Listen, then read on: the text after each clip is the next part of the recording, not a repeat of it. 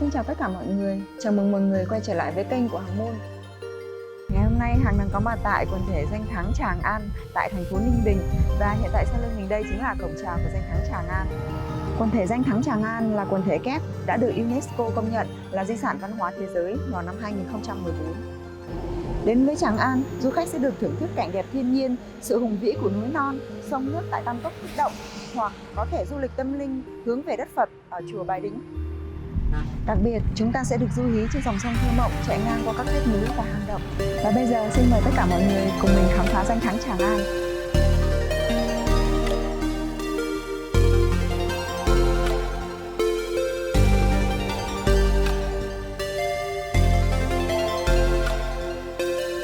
Hành trình của mình sẽ chèo thuyền khám phá các ngôi đình nổi tiếng và khám phá các hang động tuyệt đẹp.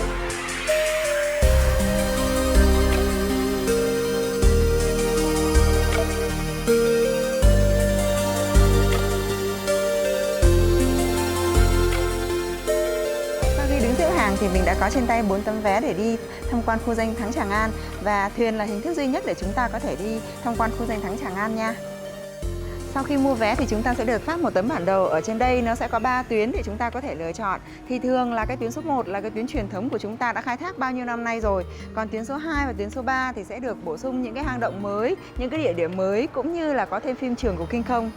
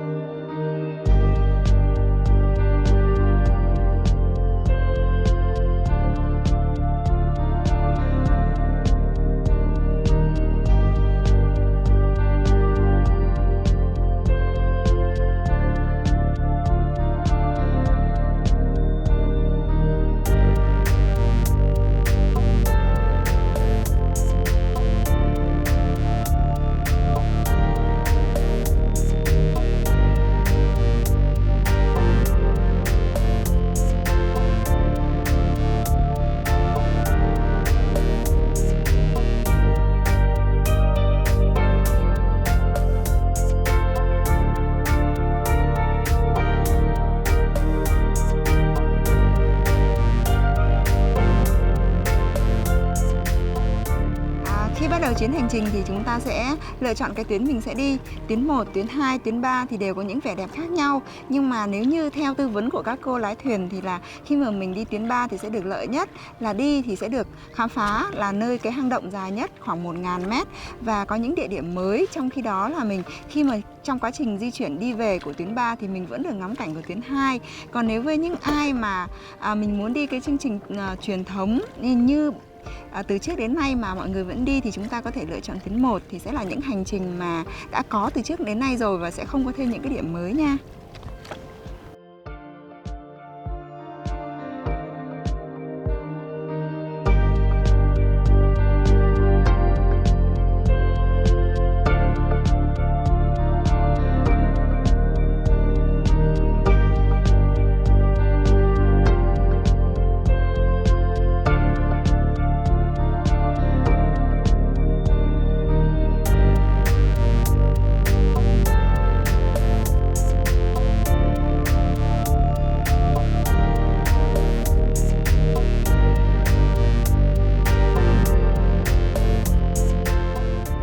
Khu du lịch này thì tạo công ăn việc làm cho rất nhiều những bà con lái đò như các cô ấy. Bây giờ các cô đi chở đò như này thì làm thì đỡ vất vả hơn làm nông nghiệp nhiều. Đền Trình là nơi thờ 4 công thần nhà Đinh là 2 vị tả thanh trù và 2 vị hữu thanh trù. Đương triều họ là giám sát đại tướng quân, cai quản kho vàng, két bạc của vua. Tương truyền khi vua Đinh Tiên Hoàng băng hà, triều đình rối ren, họ đã mang dấu đinh toàn tại đây để tránh sự truy bắt của Lê Hoàn. Khi Thái hậu Dương Vân Nga trao mũ áo long bào, nhường ngôi vua cho thập đạo tướng quân Lê Hoàn, các ông đã không khuất phục và tuẫn tiết tại khu vực này. Nhân dân đã xây dựng ngôi phủ bên sườn núi để thờ các ông.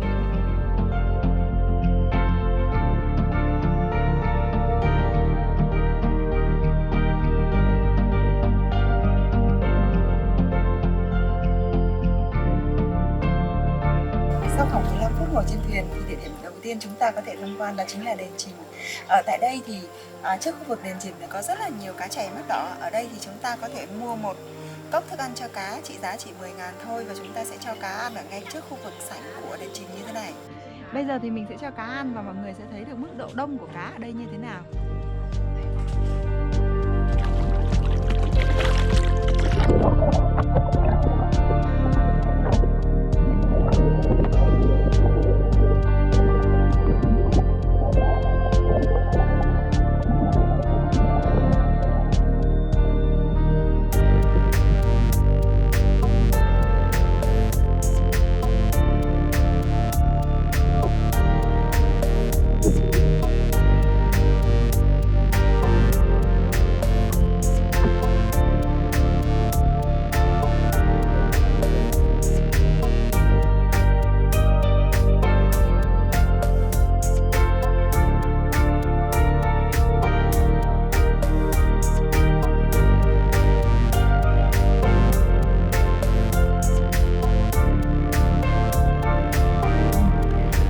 Nơi đây là một ngôi đền rất đẹp, có mái ngói âm dương cổ kính, bên trong được sơn son thiếc vàng, chạm khắc tỉ mỉ, vô cùng đẹp mắt.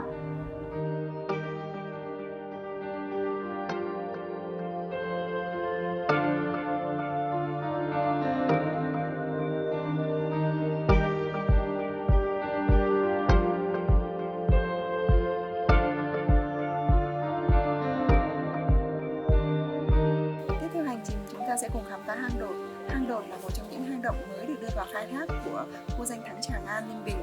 Và hang Đột này thì kéo dài khoảng tầm 1.000 mét. Và bây giờ chúng ta bắt đầu cùng hành trình.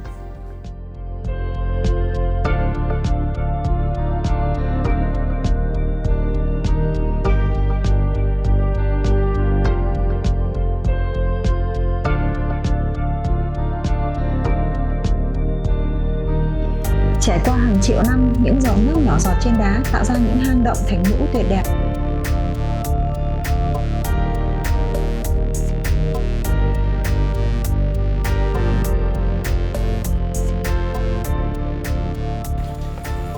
Vừa rồi thì chúng ta đã khám phá hết hành trình đi ngang qua hang Đột. Hang Đột là dài 1 km và là có những cái chỗ mà nó rất là nhiều nước và cái đá nó tương đối là thấp nên chúng ta sẽ phải cúi người. Bây giờ thì chúng ta đã ra đến mặt sau của hang rồi. Tiếp tục hành trình thì chúng ta sẽ đi tham quan hang Vân. Vân ở đây có nghĩa là mây à? Đúng rồi.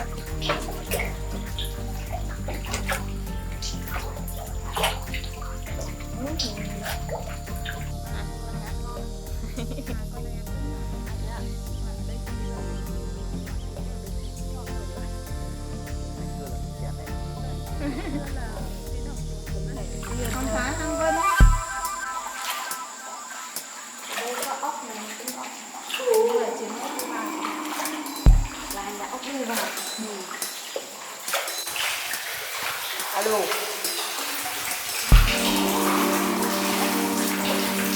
Alo.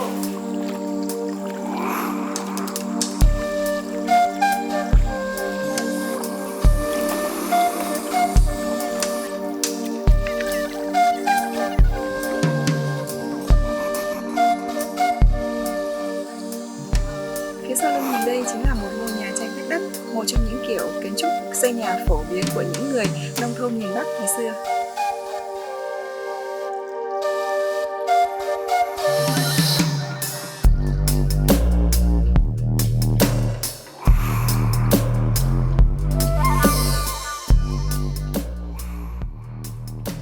Đền Suối Tiên là nơi thờ Quý Minh Đại Vương, một vị tướng tài ba chiến hải Sơn Nam.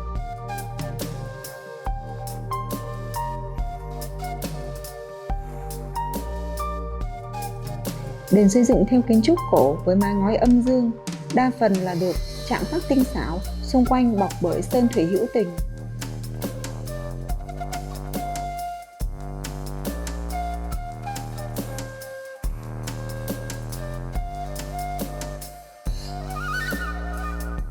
Bên trong đền cũng được sơn son thiếc vàng tráng lệ. Sau khi chụp ảnh ở đây, mình sẽ trở về thuyền và tiếp tục di chuyển đến điểm tiếp theo.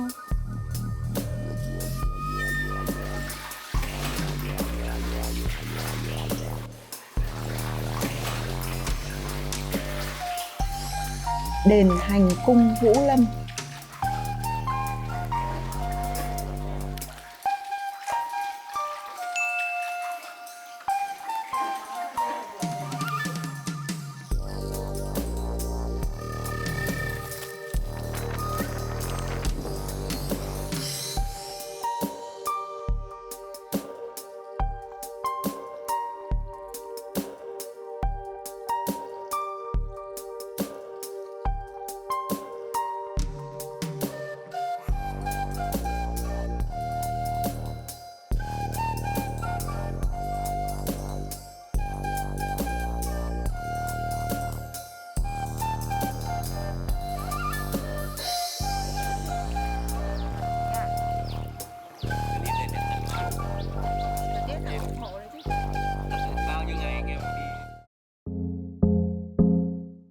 Hello mọi người, hôm nay thì mình sẽ giới thiệu cho mọi người một quán dê rất là ngon. Đó là dê ở trong nhà hàng Hang Cọ.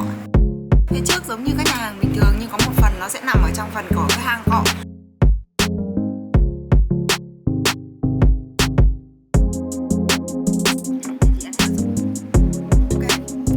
Và đây là tầng 1 của cái hang này. Ở đây thì mình có thưởng thức, hôm trước thì mình đã ăn dê tái rồi, hôm nay mình sẽ ăn món dê áp chảo. Ở đây là những cái tỏi nha, tỏi này, hành đúng không? Hành hay tỏi? Tỏi. Rồi mình có gọi dê áp chảo, tiết canh dê, dê nướng khói và ốc dê.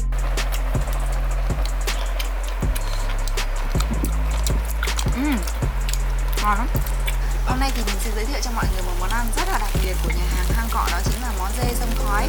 Món này thì là ở bên trên là được phủ một lớp dê tươi, có sả, có tía tô, có rau đinh lăng này, trộn với nhau đã ướp sẵn rồi. Ở bên dưới là một lớp giấy bạc.